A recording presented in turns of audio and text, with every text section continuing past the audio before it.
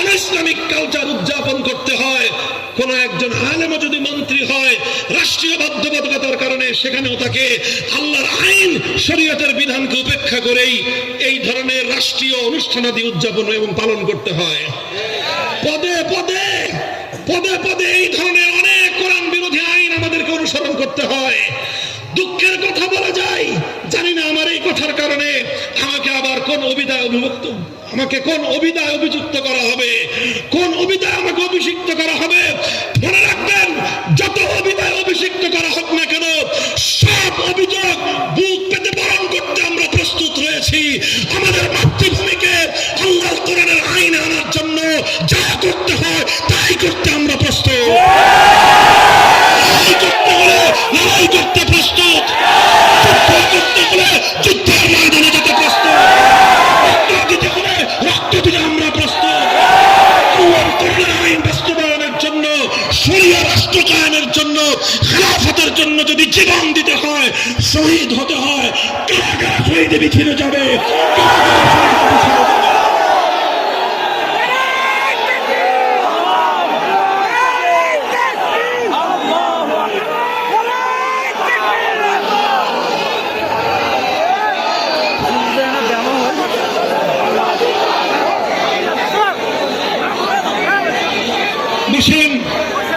লক্ষ্য করে দেখুন, সব সমস্যার গোড়ায় এক জায়গায় কবরে পাঠিয়ে দেন, নতুন করে আনবার চেষ্টা করবেন না, আবার যুদ্ধ বাঁধবে। 2 নম্বর কথা, সমস্ত অফিস আদালতে কোন ব্যক্তির ছবি টানানোর যে কুসংস্কার রয়েছে, এই কুসংস্কারকে বিদায় করেন। মুসলমানদের দেশে কুসংস্কারের প্রয়োজন নাই। সবচেয়ে বড় যেই দাবি আমাদের, সবচেয়ে বড় যে দাবি, আইন পরিষদ আছে, আইন পরিষদ থাকবে, কিন্তু পশ্চিমা ধারায় রাষ্ট্রবিজ্ঞানের আলোকে পশ্চিমা বিশ্ব মনে করে রাষ্ট্র হওয়ার জন্য পাওয়ার অফ সভরেনিটি দরকার রাষ্ট্রের। আমরা স্পষ্ট ভাষায় বলি, পশ্চিমা ধ্যান ধারণার অন্ধ অনুকরণ বাংলাদেশের মুসলমানরা আর মানবে না। আমরা বাংলাদেশ রাষ্ট্রে এই জাতির মধ্যে আল্লাহর সার্বভৌম আইন তৈরি করবার ক্ষমতার সঙ্গে, আল্লাহর সার্বভৌমত্বের এই কনসেপ্টের সঙ্গে সাংঘর্ষিক সকল ধারার বিরুদ্ধে বিদ্রোহ ঘোষণা করলাম। কাজেই সংবিধান থেকে অভিশপ্ত ধারা বাদ দিবেন, যেন বাংলাদেশের কোন মুসলমানকে রাষ্ট্রীয় কোন গুরুত্বপূর্ণ দায়িত্ব পালন করতে গিয়ে কোরআনের কোন আইনের সাংঘর্ষিকতার বাধার সম্মুখীন হতে না হয়। আজ বাংলাদেশের সংবিধানে যেই ধারাগুলো আছে, এর মধ্যে এমন কিছু ধারা আছে, সেই ধারাগুলো থাকার কারণে খুব সাবলীল ভাবে আমাদের কোন মুআহিদ একত্ববাদী মুসলিমের পক্ষে জেনে বুঝে সংসদ সদস্যের শপথ গ্রহণ করার সুযোগ নাই। কঠিন একটা অবস্থার সম্মুখীন আমরা। উলামায়ে কেরাম জটিল বিষয়গুলি বুঝবার চেষ্টা করবেন। আজ আমাদের জন্য ঈমানকে অবিচল রেখে, ঈমানকে অটুট রেখে, ঈমানের শর্তকে অক্ষুণ্ণ রেখে জাতীয় সংসদের সদস্যের শপথ গ্রহণ আমার জন্য অনেক বড় একটা বাধা হয়ে দাঁড়িয়ে আছে। এই সব বাধা অপসারণ হবে যখনই সংবিধান থেকে আল্লাহর সার্বভৌমত্বের এই কনসেপ্টের সম্মতি এবং একত্বতা ঘোষণা করবেন। আমরা দেখেছি 5ই আগস্টের বিপ্লব কায়েম হওয়ার পর গোটা বাংলার প্রতিটি জনপদ থেকে, প্রতিটি শহর এবং নগর থেকে, প্রতিটি স্থাপনা থেকে, সরকারি জাতীয় স্থাপনা থেকে সকল ধরনের মূর্তি অপসারিত হয়েছে। এই মূর্তির অপসারণ, এটাই ছিল আগস্টের বিপ্লবের আইকনিক উপহার।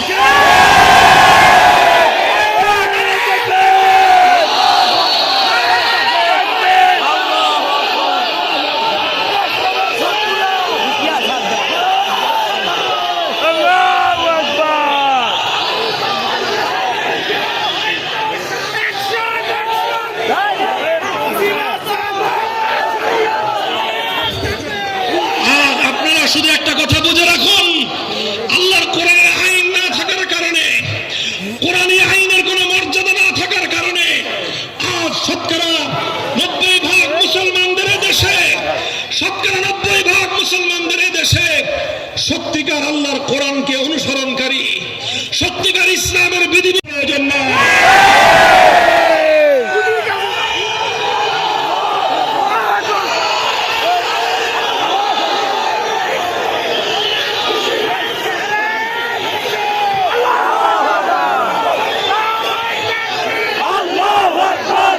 পরিষ্কার আমাদের দাবি, বিতর্কের যে বিষয়গুলো রয়েছে, অমীমাংসিত যে বিষয়গুলো রয়েছে, রংপুরের কেন্দ্রীয় প্রতিষ্ঠান জামিয়া কারিমে নুরুল উলুম জুমা পড়ানোর মঞ্চ, এটা শুধুমাত্র একটা মাদ্রাসার মঞ্চ নয়, এই মঞ্চ উত্তরবঙ্গের কোটি কোটি মানুষের দিক নির্দেশনা দেওয়ার মঞ্চ। আমরা যে কথা বলবো, 1 বছর বাংলাদেশের সমাজ এবং রাজনীতি সেটা মেনেই চলবে। এইভাবে কথা বলতে শিখো, এই অধিকার নিয়ে নিজেদের দেশে চলতে শেখো। আজ তোমাদেরকে স্যালুট জানাবে বাংলাদেশ, যারা তোমাদের দিকে অসহায়, তোমাদের দিকে অবহেলার দৃষ্টি দিয়ে চোখ তুলে তাকাতো, তারা তোমাদেরকে আগামী দিনে সমীহ করতে বাধ্য হবে। অন্য কোনো কিছুর প্রয়োজন নাই। আল্লাহর কোরআনের কথা বক্ষ ফুলিয়ে, কণ্ঠ উঁচিয়ে, শাহাদাত আঙ্গুলি উত্তোলন করে বলতে শেখো। রাজনৈতিক নেতাদেরকে যারা আল্লাহর কোরআনের আদর্শ বিবর্জিত রাজনীতি করে, সেই বাস্তবতা রাজনীতিকে দুপায়ে দলবার হিম্মত বক্ষে ধারণ করো। এখান থেকে আসবে তোমাদের বিজয়ের সূত্র শুরু হবে ইনশাআল্লাহ। আমরা বলি পরিষ্কার কথা, এই যে আমাদের কথা বক্তব্য, যারা আমাদের কাছ থেকে শুধুমাত্র আজ আমাদেরকে এই পয়েন্ট নিয়ে লড়াইয়ের মধ্যে নামতে হবে, যুদ্ধের মাঠে নামতে হবে। আমার সার্বভৌমত্ব কায়েম করার জন্য নতুন বিপ্লব করতে হবে। সেই বিপ্লব হবে ইসলামের বিপ্লব, হবে ইসলামের আইন বাস্তবায়ন করার বিপ্লব, বিপ্লব হবে চূড়ান্ত খেলাফতের বিপ্লব।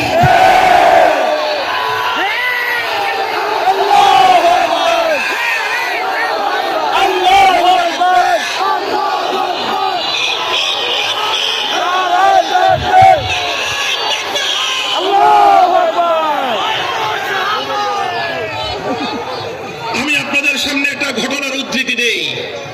একটা ঘটনা উদ্ধৃতি করবার অধিকার নাই। হাইকোর্ট সিদ্ধান্ত দেয়, বাংলার মাটিতে আল্লাহ পাকের সার্বভৌমত্ব বিশ্বাস করে রাজনীতি করা যাবে না। হাইকোর্ট রায় দেয়, বাংলাদেশে কোনো একত্ববাদের তাওহীদে বিশ্বাসী, আল্লাহর হাকিমিয়তকে যারা বিশ্বাস করবে তারা রাজনীতি করতে পারবে না। যারা শিরক, আল্লাহর একত্ববাদকে অস্বীকার করবে, সেই তাওহীদে অস্বীকারী তাগুতের উপর বিশ্বাসীদেরকে রাজনীতি করবার অধিকার দেয়। নিজের পায়ের তলার নিচে তাকায় দেখো, বাংলার মুসলমান কোন জমিনে আমরা বিচরণ করতেছি।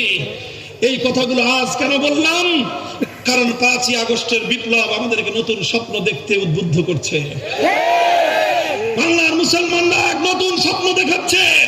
এদেশের ছাত্র সমাজ তোদেরকে সালাম জানাই, তোমাদেরকে সালাম জানাই, শ্রদ্ধা তোমাদের সামনে মাথা অবনত হয়ে আসে। তোমরা এক অসম্ভবকে সম্ভব করে দেখিয়ে দিয়েছ। আবাবিল পাখির মতো আল্লাহর রহমত হিসেবে জাতির সামনে তোমরা আবির্ভূত হয়েছ। এই আগস্ট বিপ্লবের বৈশিষ্ট্য ছিল স্কুল, কলেজ, ইউনিভার্সিটির ছাত্র আর মাদ্রাসার ছাত্রের মধ্যে কোনো বৈষম্য ছিল না। সব একাকার হয়ে গিয়েছিল। তাদের আধুনিক শিক্ষা, আমার মাদ্রাসা শিক্ষার্থীদের ঈমানি শিক্ষা।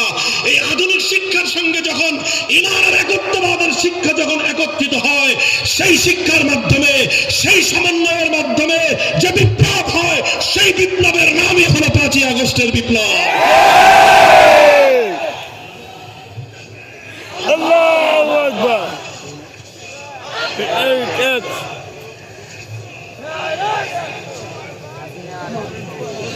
এখন এই কথা সব বললাম কেন?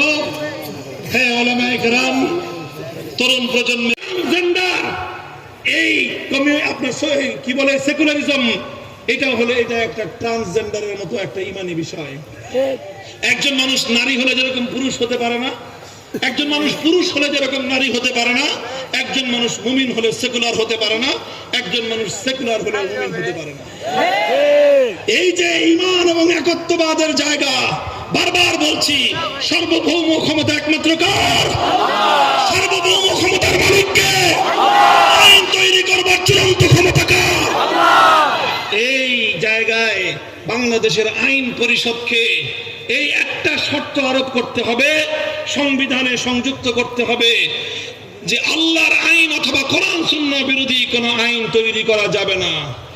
সংবিধান এবং বাংলাদেশের যে কোনো আইন পরিষদ কর্তৃক যে কোনো আইন কোরআন সুন্নাহর কোনো ধারার বিপরীত হলে সেটা স্বয়ংক্রিয়ভাবে বাতিল বলে গণ্য হবে।